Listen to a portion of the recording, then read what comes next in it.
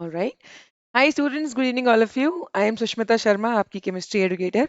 और बेटा इस सेशन में मैं आपको कंसंट्रेशन टर्म स्टार्ट करा रही हूँ। That is a very important topic for class 11th chemistry first chapter में। तो खासकर काफ़ी कुछ आता है इसमें जो समझने में थोड़ी डिफिकल्टी आ जाती है, जैसे कि सिंपल कंसंट्रेशन टर्म्स हैं, मोलैरिटी, मोलालिटी, नॉर्मेलिटी, ये सब। तो कंसंट्रेशन टर्म से आज हम स्टार्ट करेंगे बेटा। And it is a part of your chapter 1 of chemistry, that is some basic concepts of chemistry. It is going to be the fourth lecture in the session series. तीन sessions आपके जा चुके हैं। In the first session introduction था chapter का, basic हमने किया। पहले सबसे पहले मोल कॉन्सेप्ट कवर किया था हमने। सेकंड में हमने मोल कॉन्सेप्ट के क्वेश्चंस किए। उसके बाद हम laws of chemical combination complete कर चुके हैं। देयर वर 5-6 लॉज, वो हो चुका है। और प्लेलिस्ट है चैनल पर क्लास 11th केमिस्ट्री के नाम से, उसको खोलेंगे तो आपको सारे सेशन सीरीज में दिखेंगे बेटा। तो ये उस सीरीज में फोर्थ सेशन है आज। ऑल राइट, और आपको ये रिकॉर्डेड इसलिए दे रहे हैं ताकि थोड़ा कम टाइम में ये टॉपिक कवर हो जाए। सो बेटा कॉन्सेंट्रेशन टर्म्स हैं क्या? पहली बात तो आपको, जैसे आपने पहले भी पढ़ा है, आप परसेंटेज, आप कॉन्सेंट्रेशन निकालते थे in terms of percentage. Mass percentage आप पहले भी कर चुके हो कि मास of solute about below mass of solution into 100। वो सिंपल तब नॉर्मल कॉन्सेंट्रेशन करते थे। अब केमिस्ट्री के लिए आपको थोड़े कॉम्प्लेक्स कॉन्सेंट्रेशन टर्म्स पढ़ने पड़ते हैं, जो कि आपको इस चैप्टर में मैं पढ़ाऊंगी। All right, so let's list down the concentration terms that are in your syllabus. Total 9 terms है बेटा। क्या क्या terms हैं? First is weight by weight percent, second is volume by volume percent, third is weight by volume percent, then ppm, ppb, mole fraction, molarity, molality and normality। ये total 9 concentration terms हैं। और इस first video में आपको first 5 मैं concentration terms cover करा दूंगी। That is weight by wait, volume by volume, weight by volume, ppm and PPB. ये 5 इस वीडियो में कवर होंगे। और बाकी मोल फ्रैक्शन भी इसमें कवर कर लेंगे।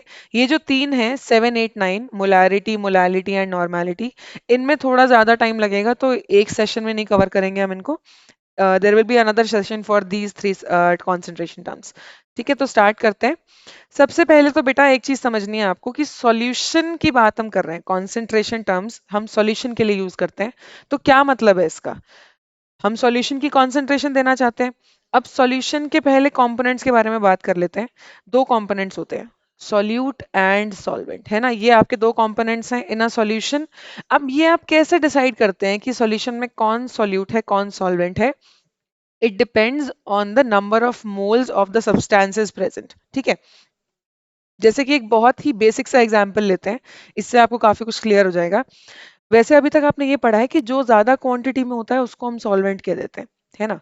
अभी तक मोल्स का हमने इतना डिस्कशन नहीं किया था। बट अब बेटा इसमें ये भी समझना पड़ेगा। जैसे अब देखिए, मैं एग्जांपल लेती हूँ एक। 98 grams of H2SO4 is mixed in how much of water? 54 grams of water ले लेते हैं। ठीक है, अब आप ये देख पा रहे हो कि 98 is way more than 54 grams of water. तो ऐसे मात्रा देखेंगे आप तो सल्फ्यूरिक एसिड ज्यादा है, लेकिन यहाँ पे डिफरेंस आएगा। अब आप कैलकुलेट कीजिए जरा moles. Okay, let's calculate the moles of sulphuric acid and water. Sulphuric acid का पहले मोलर मास निकाल लेते हैं, कितना आएगा। हाइड्रोजन की तरफ से 2, क्योंकि हाइड्रोजन के एक एटम का मास, मैं ऊपर मासेस लिख देती हूँ। हाइड्रोजन का 1 U होता है, सल्फर का 32 U होता है, ऑक्सीजन का 16 U होता है। ठीक है, तो अब इसमें देखो, सल्फ्यूरिक एसिड में हाइड्रोजन 2 हैं, तो 2 फॉर हाइड्रोजन, देन सल्फर एक ही है तो 32, एंड 16 ऑक्सीजन का होता है और 4 ऑक्सीजन हैं। तो 16 4s are 64, तो 2 plus 32 plus 64, this comes out to be 98 grams. This is the molar mass of sulfuric acid. तो अगर आपने 98 grams of sulfuric acid लिया है, तो आप बहुत अच्छे से कह सकते हो कि आपने 1 mole H2SO4 लिया है ना। You have taken 1 mole H2SO4।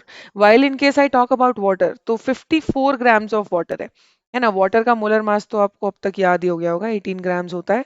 So how many moles do we have of water? 54 by 18, that is 3 moles.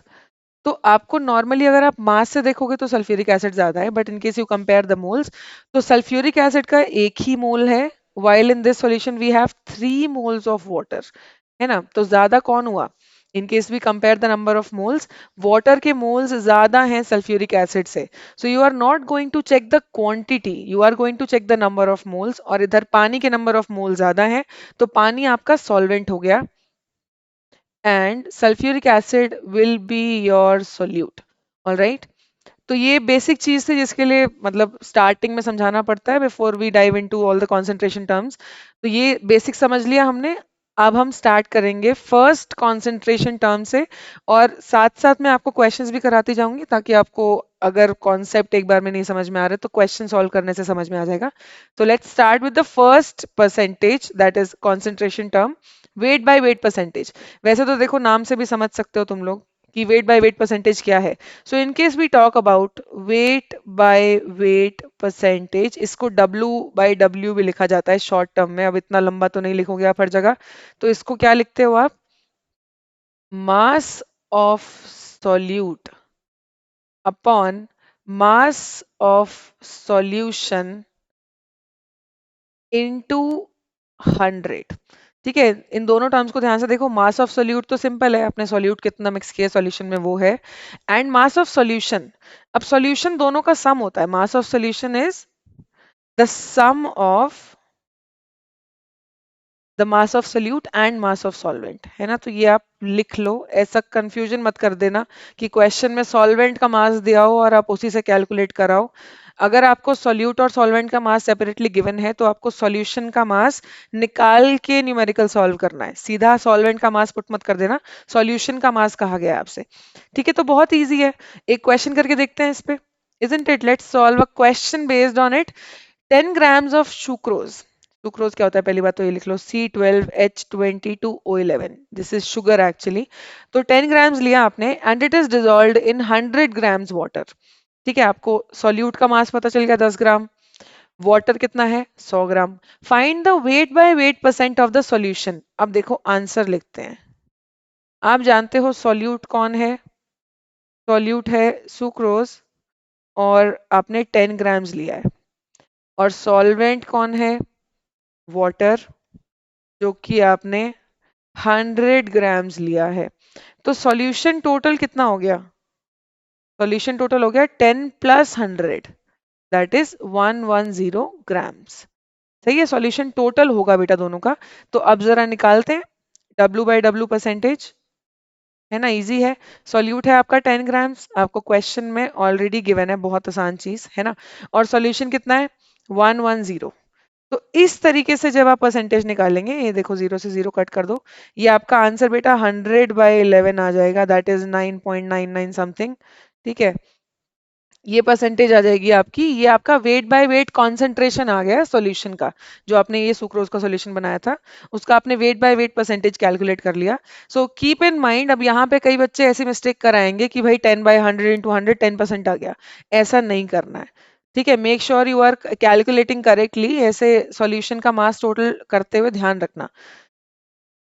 All right, एक और क्वेश्चन है। 10 ग्राम्स ऑफ NaOH, NaOH कितना लिया आपने? 10 grams is present in 100 ml solution. Solution का आपको volume given है 100 ml।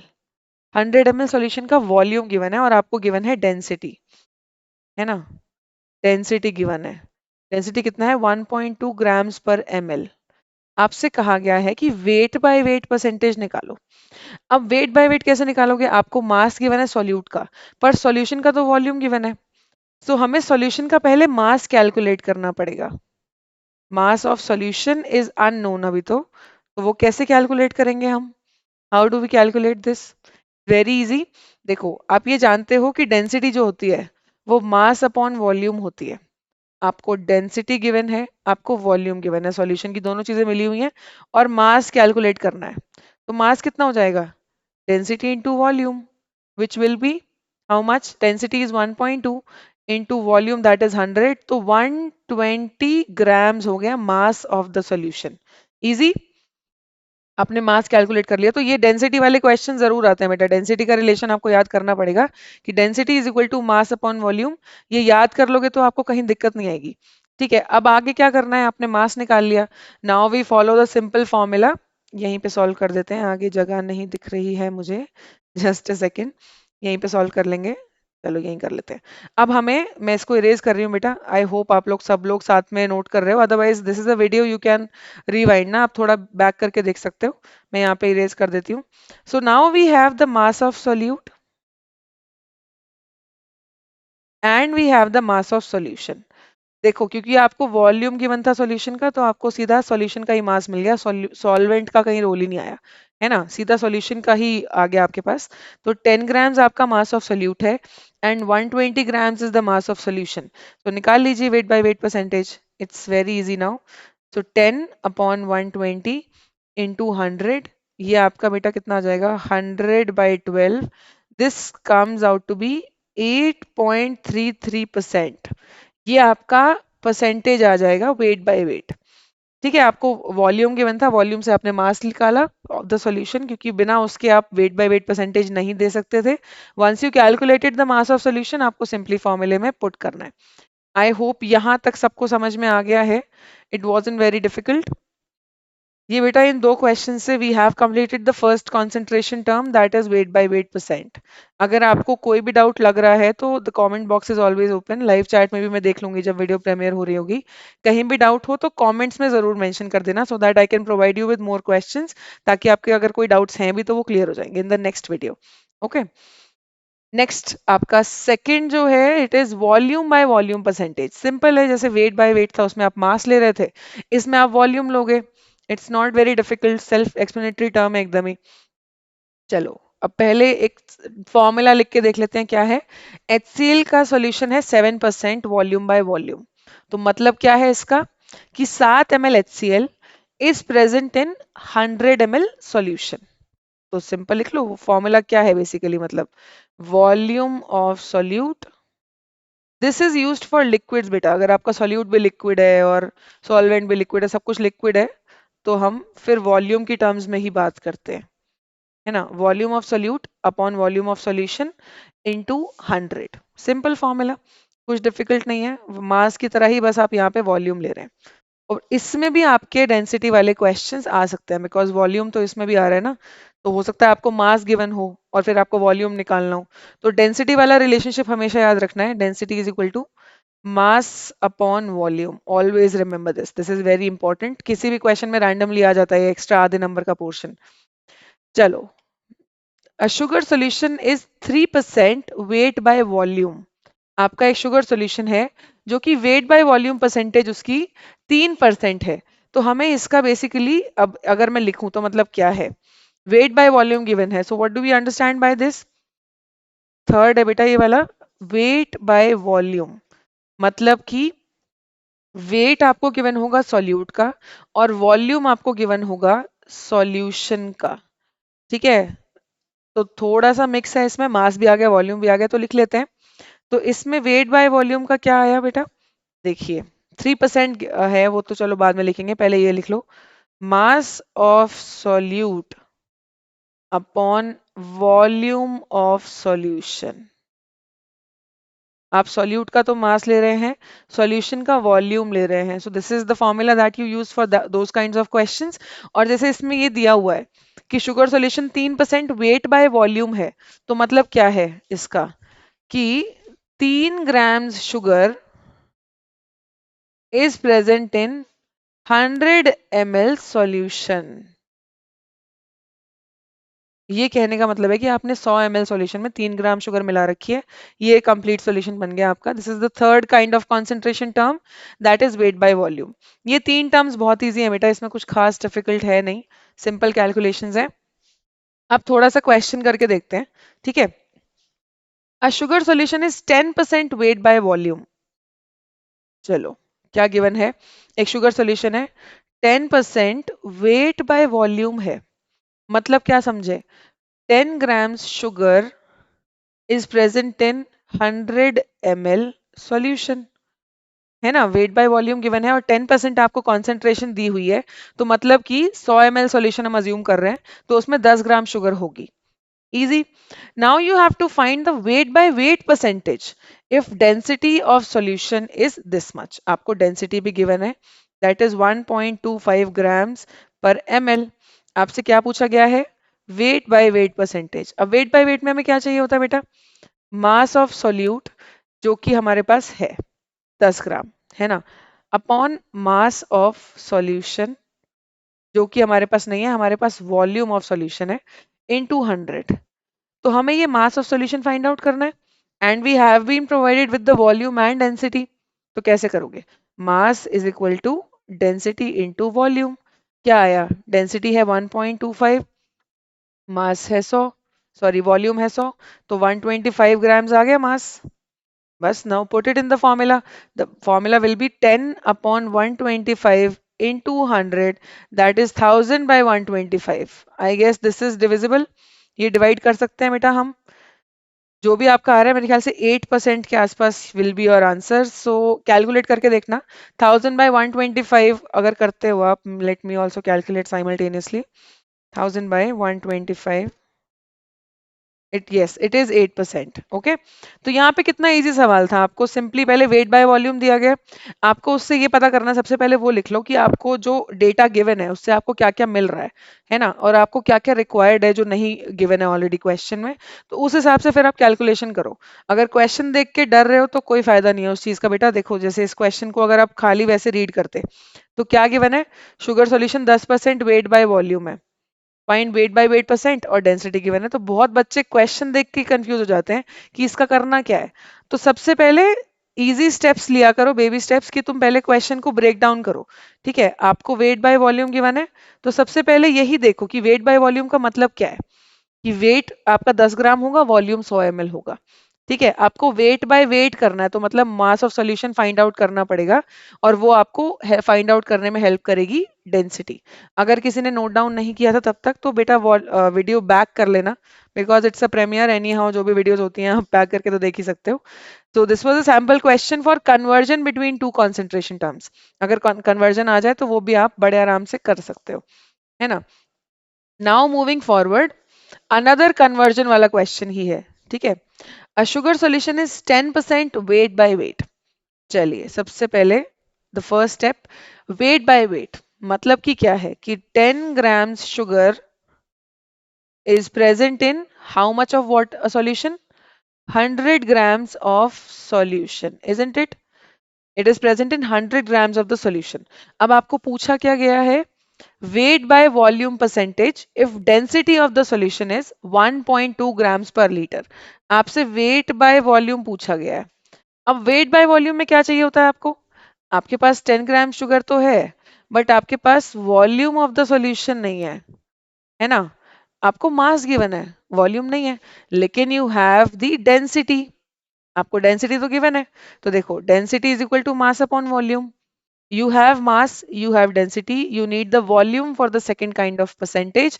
तो volume कैसे आएगा, mass upon density। mass हमने assume किया है 100 grams, क्योंकि according to the concentration 10% है, तो 10 ग्राम शुगर है 100 ग्राम सॉल्यूशन में। तो 100 डिवाइडेड बाय डेंसिटी कर दो 1.2, कितना आ गया ये, 1000 डिवाइडेड बाय 12। ये जितना भी आ रहा है इसको ऐसे ही छोड़ दो। ठीक है, अब कैलकुलेट करो wait by weight percentage, wait by volume. तो कैसे करोगे वेट बाय वॉल्यूम, आप देखिए वेट बाय वॉल्यूम कर रहे हैं हम। तो वेट आपका शुगर का लिया है आपने 10, है ना, 10 ग्राम आपका सोल्यूट है, वॉल्यूम आपका है 1000 अपॉन 12, तो 12 ऊपर चला जाएगा इनटू 100, ये दो जीरो से दो जीरो काट दो, तो 120/10, that is 12% will be your correct answer.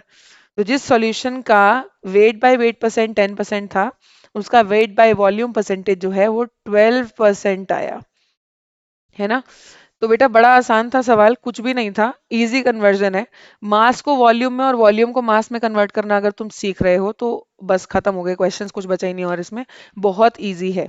ठीक है, let's go through this question once again. हो सकता है कि थोड़ा तेज अगर जा रहा है तो कुछ बच्चों को नहीं समझ में आया हो, तो मैं एक बार क्विक रिकैप दे रही हूँ, तो ध्यान से सुनिएगा बेटा। ठीक है, the question says that you have prepared a sugar solution whose concentration is 10% weight by weight। weight by weight अगर 10% है, मतलब क्या है, 10% कब आया होगा, जब आपने 10 ग्राम शुगर लिया, 100 ग्राम सॉल्यूशन था आपका, ठीक है, और इनटू 100 कर दिया, तो 10% तब आएगा बेटा। ठीक है ना, हम बेसिक अज्यूम कर रहे हैं 10% कम आएगा, 10 ग्राम शुगर 100 ग्राम सॉल्यूशन, है ना। अब आपसे पूछा गया है weight by volume. Weight by volume में you require mass of solute which you have, sugar का मास तुम्हारे पास है, and upon volume of solution. Volume of solution आपके पास नहीं है, तो आपको volume of solution find out करना है। What do you have? You have the formula density is equal to mass upon volume. Now, according to this formula, you have the density, you have the mass. आपको volume निकालना है, तो volume will be equal to mass upon density. That is mass is कितना given है, 100 ग्राम हमने assume कर लिया है mass, और density कितनी है 1.2, तो 1000 upon 12 आपका ये आ गया था volume of solution, तो यहाँ पे put करना था। मास of solute is 10, volume of solution is 1000 upon 12, तो 1000 यहाँ आएगा, 12 ऊपर चला जाएगा, एंड 100 से मल्टीप्लाई करेंगे आप। सो 20 से 20 कटे, 10 से 10 कट गया, दिस विल बी 12%। तो आई होप ये क्वेश्चन सबको समझ में आ गया। अगर एक क्वेश्चन एग्जाम में आता है तो आई डोंट थिंक किसी से गड़बड़ होगी। अगर फिर भी डाउट लगता है तो कमेंट्स में मेंशन कर देना, एक वीडियो स्पेसिफिकली इन सारों के क्वेश्चंस पे करा देंगे, ठीक है। चलो next, A solution of HNO3 is 5% weight by weight. HNO3 का solution है weight by weight 5% है, मतलब देखो आंसर सबसे पहले you have to break it down. Weight by weight है मतलब कि 5 ग्राम HNO3 is present in 100 grams of solution, है ना। weight by weight है तो दोनों ग्राम में होंगे, और 5% है तो 5 ग्राम HNO3 मान लो, 100 ग्राम solution मान लो। Now find the mass of HNO3 present in 100 ml solution. अब आपसे क्या पूछा गया, देखिएगा, आपको 5% दे दी गई वैल्यू, ठीक है, easy. Now you have been asked, आपसे टेक्निकली वेट बाय वॉल्यूम का क्वेश्चन पूछ लिया गया है कि आपको ये बताना है कि अगर हम 100 ग्राम की जगह 100 ml सॉल्यूशन ले लेते तो उसमें HNO3 कितना होता। तो देखिएगा जरा, you have been given with density, you have been given by with mass, you and you have the volume as well, है ना, आपके पास सॉल्यूशन का सब कुछ है। So let's write down the formula. Wait by volume के लिए क्या चाहिए होता है आपको, मास of solute that's you have, है ना, मास ऑफ सोल्यूट आपके पास है, upon volume of solution.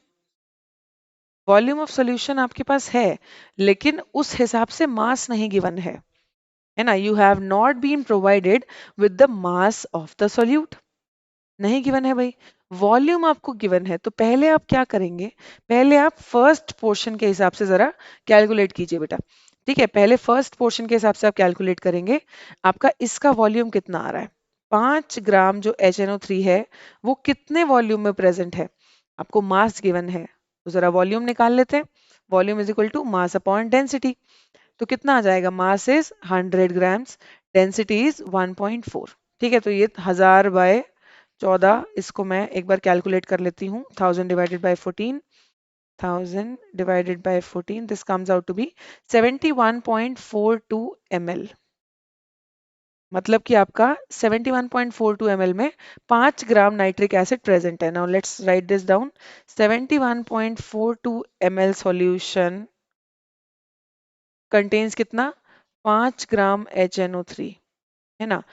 1 ml कितना कंटेन करेगा, यूनिटरी मेथड लगा दो, 5/71.42, है ना, और 100 ml कितना करेगा, 5/71.42 इंटू 100, यस, तो कितना आ जाएगा ये, 500/71.42, इसको करके देख लेते हैं, 500 divided by 71.42, this comes out to be 7, बेटा 7 ग्राम्स आपका आंसर आ रहा है। 7.000 मतलब आ तो ये रहा है 7.00084, तो 3 जीरो आ गए तो हम उसको 7 ही अप्रोक्सीमेटली मान लेंगे।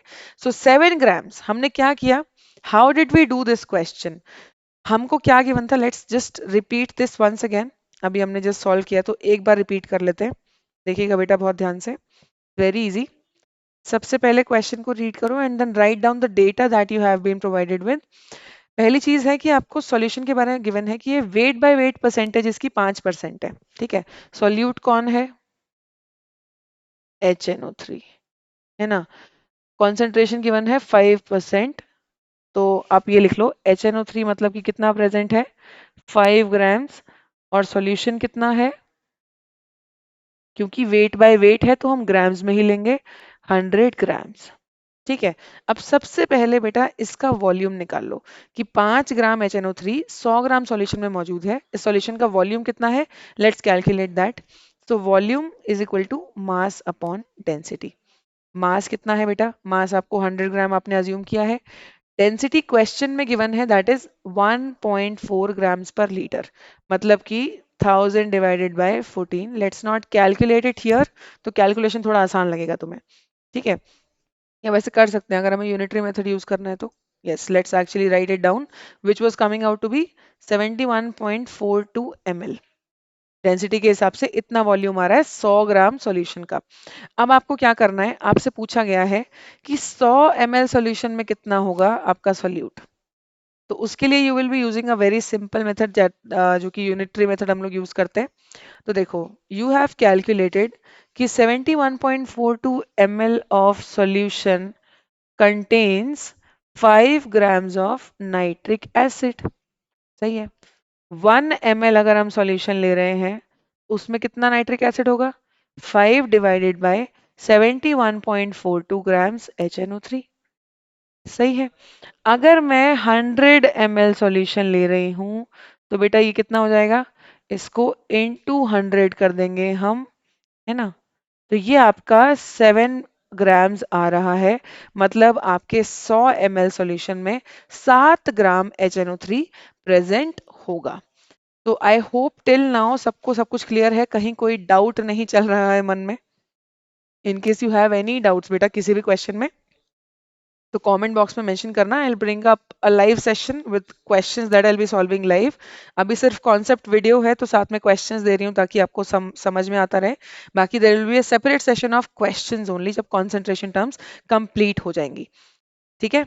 सो now just let's move on to the next term that is mole fraction. देखो, मोल और फ्रैक्शन इजी है, ये भी कुछ डिफिकल्ट नहीं है।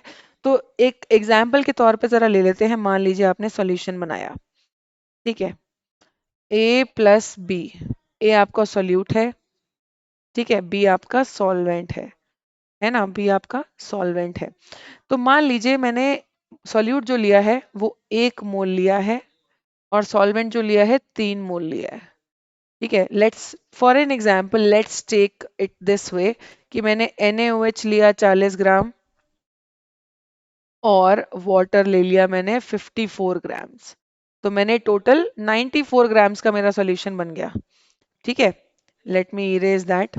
94 ग्राम्स का मेरा सॉल्यूशन है और इसमें आपका NaOH है 40 ग्राम और पानी है 54 ग्राम्स। तो NaOH का मास अगर मैं कैलकुलेट करवाती हूँ तो बेटा 23 होता है सोडियम का मास, ऑक्सीजन का मास है आपका 16 और हाइड्रोजन का मास है 1। ठीक है, तो कितना आ जाएगा? ये 40 आ जाएगा। तो मतलब आपने NaOH का 1 मोल लिया है सॉल्यूशन में, इट्स वेरी इजी। और वाटर का मास तो 18 होता है, तो सिंपली यू कैन से कि वाटर के आपने 3 मोल्स लिए हैं। तो अब मुझे ये बताइए जरा, टोटल मोल्स कितने हैं सॉल्यूशन में? टोटल मोल्स अगर मैं देखूं, टोटल नंबर ऑफ मोल्स, तो 1 + 3 दैट इज 4। तो अगर मैं ये बोलूं कि NaOH का मुझे जरा मोल फ्रैक्शन बताइए, तो आप क्या लिखेंगे? NaOH के लिए क्या लिखेंगे आप? Number of moles of NaOH upon total number of moles in the solution. मतलब कितना? 1 है NaOH का मोल और 4 है टोटल सॉल्यूशन में मोल। तो NaOH का मोल फ्रैक्शन जो आया वो 1/4 आ गया बेटा। ठीक है, और सेम अगर मैं वाटर का निकालना चाहूँ, तो वाटर के 3 मोल्स हैं, सॉल्यूशन में टोटल 4 मोल्स हैं, तो वाटर का 3/4 आ गया। ठीक है, तो कहने का मतलब क्या है कि हम इसमें मोल का रेशियो देते हैं कि कितने टोटल नंबर ऑफ मोल्स हैं, उस हिसाब से मोल फ्रैक्शन हर एक चीज का क्या क्या आ रहा है, कितने परसेंट मोल्स हैं उनके। ठीक है, तो मोल फ्रैक्शन NaOH का आया 1/4, वाटर का आया 3/4, है ना? और ऐसा नहीं है कि ये दो ही चीजों पे वैलिड है। अगर मान लो मैंने सॉल्यूशन में 3 चीजें मिक्स कर रखी हैं, A+B+C, ठीक है, तो क्या हो जाएगा मोल फ्रैक्शन? अच्छा, मोल फ्रैक्शन को ईटा से भी डिनोट करते हैं और जीटा से भी करते हैं। और ये मैंने उल्टा ड्रॉ कर दिया, just a second. It is denoted by both the letters, that is eta and zeta. ठीक है, किसी किसी में ईटा लिखा होगा, किसी किसी में जीटा लिखा होगा, बट दोनों ही सही हैं, गड़बड़ किसी में नहीं है बेटा, तो डरना नहीं है। तो जैसे मान लो ये इनका मोल फ्रैक्शन का सिंबल हो गया। ओके, सो लेट मी से कि मैं मोल फ्रैक्शन जानना चाहती हूँ ए का, तो क्या होगा उसका मतलब कि number of moles of A divided by total number of moles, जो कि क्या होंगे यहाँ पर ए के प्लस बी के प्लस सी के मोल्स, है ना। तो क्या आ जाएगा, ये जो भी मान लो जो भी वैल्यू है उस हिसाब से यू कैन कैलकुलेट। तो इस तरीके से आप हर चीज का निकाल सकते हैं, ईटा ए, ईटा बी, ईटा सी। और एक चीज हमेशा याद रखना बेटा कि जितनी भी चीजें प्रेजेंट हों उनका जो टोटल आएगा फ्रैक्शन का, सारा फ्रैक्शन को अगर आप ऐड कर दोगे, मान लो in case I add these N A, N B, eta sorry and eta C, तो ये आपका 1 आना चाहिए। सॉल्यूशन में कितनी भी चीजें हैं, आपका जो मोल फ्रैक्शन अगर आप सबका जोड़ेंगे तो बेटा उसका सम हमेशा 1 आना चाहिए। This is very very important. जैसे कि इस केस में आपने देखा कि NaOH का मोल फ्रैक्शन 1/4 आया, दिस इज NaOH का। और अगर मैं वाटर का भी इसमें ऐड करूं तो +3/4, तो क्या सम आ रहा है 4/4, दैट इज 1। बस ये बात ध्यान रखनी है, मोल फ्रैक्शन जितने भी कंपोनेंट्स हैं उनका जब आप मोल फ्रैक्शन का सम करेंगे सबका तो 1 आना चाहिए। Now let's us solve a question based on this. ठीक है, a solution has 46% weight by weight percentage ethyl alcohol in water. ठीक है, मतलब कि क्या है, 46 grams C2H5OH is present in कितना 100 ग्राम सॉल्यूशन है। और तो वाटर कितना हो गया, वाटर में सॉल्यूशन बनाया हुआ है, तो 100 माइनस सॉल्यूट दैट इज 46, तो 54 ग्राम्स आपका वाटर आ गया। ठीक है जी, find the mole fraction of ethyl alcohol. पहले चलो इथाइल अल्कोहल का निकालना है तो इथाइल अल्कोहल का मोलर मास निकालते हैं। C2H5OH का मोलर मास कितना आ जाएगा, कार्बन 2 है तो 24, ऊपर मासेस लिख देते हैं, कार्बन का 12 यू होता है बेटा, H का 1 यू होता है और O का 16 यू होता है। तो लिख लो कार्बन 2 है तो 24, H 6 है, 5 यहाँ 1 यहाँ तो 6 ये, और ऑक्सीजन 16, तो ये टोटल कितना आ रहा है 24 + 6 30, 30 + 16 46 ग्राम्स ही आ रहा है। तो मतलब आपने इथाइल अल्कोहल का कितने मोल्स लिए हैं, सोल्यूशन में you have taken 1 mole of ethyl alcohol, और वाटर के कितने मोल्स हैं 54 गिवन है, 18 मोलर मास होता है, तो 3 मोल्स वाटर के हैं। सिंपल। तो इथाइल अल्कोहल का मोल फ्रैक्शन क्या आएगा बेटा, it will be very easy. तो इथाइल अल्कोहल का अगर मैं निकालूं तो थोड़ी सी जगह बनानी पड़ेगी, अब तक हमने जो निकाला है वो मैं लिख देती हूँ। 46 grams C2H5OH is present in 54 grams of water। हमने अब तक निकाला है कि इथाइल अल्कोहल का मोलर मास क्योंकि 46 ही है, तो मतलब सॉल्यूशन में 1 मोल ये प्रेजेंट है और 3 मोल्स वाटर प्रेजेंट है। तो हमें मोल फ्रैक्शन निकालना है फॉर C2H5OH, मतलब कि क्या आएगा, number of moles of ethyl alcohol जो कि है 1, टोटल नंबर ऑफ मोल्स कितने हैं 1 इथाइल अल्कोहल का और 3 पानी का, तो 1/4 will be the mole fraction of ethyl alcohol. और वहीं अगर मैं वाटर का भी निकालना चाहूँ तो 3 है वाटर के मोल्स, सॉल्यूशन के हैं 1 + 3 दैट इज 4, तो 3/4 आ गया। तो ये आ गया mole fraction of water as well. ठीक है, ये हमेशा लेबल जरूर करना, वरना बेटा आंसर में आधा नंबर कट सकता है। यू हैव टू मेंशन कि आपने मोल फ्रैक्शन किस चीज का निकाला है, हर चीज प्रॉपरली मेंशन करनी है ताकि आपको क्वेश्चन के में फुल मार्क्स मिल सके, कहीं नंबर कटे नहीं आपके, है ना। चलिए let's move forward to now, now to parts per million. Parts per million, ये भी देखो सारी टर्म्स बड़ी इजी हैं, कुछ डिफिकल्ट नहीं है इनमें, है ना। पार्ट्स पर मिलियन का मतलब क्या है, किसी मान लो मैंने सॉल्यूशन बनाया है और मान लो मैंने बहुत ही ट्रेस अमाउंट्स में लिया है सॉल्यूट को, बहुत ट्रेस अमाउंट्स में, कि मतलब लाखों पार्टिकल्स हैं उनमें से कुछ पार्टिकल्स हैं जो सॉल्यूट के हैं, तो वहां हम पार्ट्स पर मिलियन की बात करते हैं। ये तब होता है जब हम, जैसे सॉल्यूशन, अब ओशन है, ओशन में आपका कितना, कोई आपको टॉक्सिक एलिमेंट अगर ढूंढना है तो वो ज्यादा नहीं है, बहुत कम है, तो हम पार्ट्स पर मिलियन यूज करते हैं, जो ट्रेस अमाउंट्स में चीजें प्रेजेंट होती हैं उनके लिए। तो मतलब क्या है कि पार्ट्स पर मिलियन, पहली बात तो मिलियन देखो क्या है बेटा, मिलियन इज 10⁶।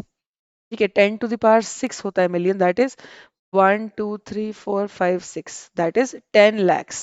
ठीक है, 10 lakhs is 1 million। So 1 million particles में कितने पार्टिकल्स सॉल्यूट के हैं वो होता है parts per million. It's very easy, it's not difficult. तो एक एग्जाम्पल लेके देख लेते हैं जरा। मान लीजिए शुगर के बारे में आपको कहा जाए कि शुगर की कॉन्सेंट्रेशन गिवन है 2 ppm इन सॉल्यूशन। तो मतलब क्या होगा? इसके कहने का मतलब होगा कि 2 ग्राम शुगर प्रेजेंट है कितने में? 10 to the power 6 grams of solution. इतना सॉल्यूशन लिया आपने, 10 लाख ग्राम सॉल्यूशन, और उसमें 2 ग्राम शुगर मौजूद है। तो बहुत लो कॉन्सेंट्रेशन टर्म्स के लिए we use PPM when the solute is present in trace amounts. याद रखिएगा, बड़ी कॉन्सेंट्रेशन के लिए we have the normal concentration terms, but ये जो बहुत छोटा कॉन्सेंट्रेशन आता है तो हम पीपीएम रखते हैं बेटा। ठीक है, ताकि हम आराम से उसको मेंशन कर सकें इजीली। तो अब जरा एक क्वेश्चन देख लेते हैं बेटा, है ना। Now let us solve a question. इधर कर लेते हैं अगली स्लाइड पर। क्या कहता है क्वेश्चन हमें? O2 is dissolved. O2 is dissolved in water. Oxygen is dissolved in water as 8 into 10 to the power minus 4 grams O2 is present in 100 grams of water.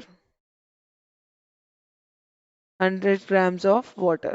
आपको ये बताया गया है कि 100 ग्राम पानी में इतना ऑक्सीजन डिजोल्व है, 8 into 10 to the power -4। Find its concentration in ppm। आपको ऑक्सीजन की कॉन्सेंट्रेशन पूछी गई है ppm में, तो कैसे निकालोगे? देखो, ppm कॉन्सेंट्रेशन आप कैसे निकालोगे? तो आप लिखेंगे ऊपर सबसे पहले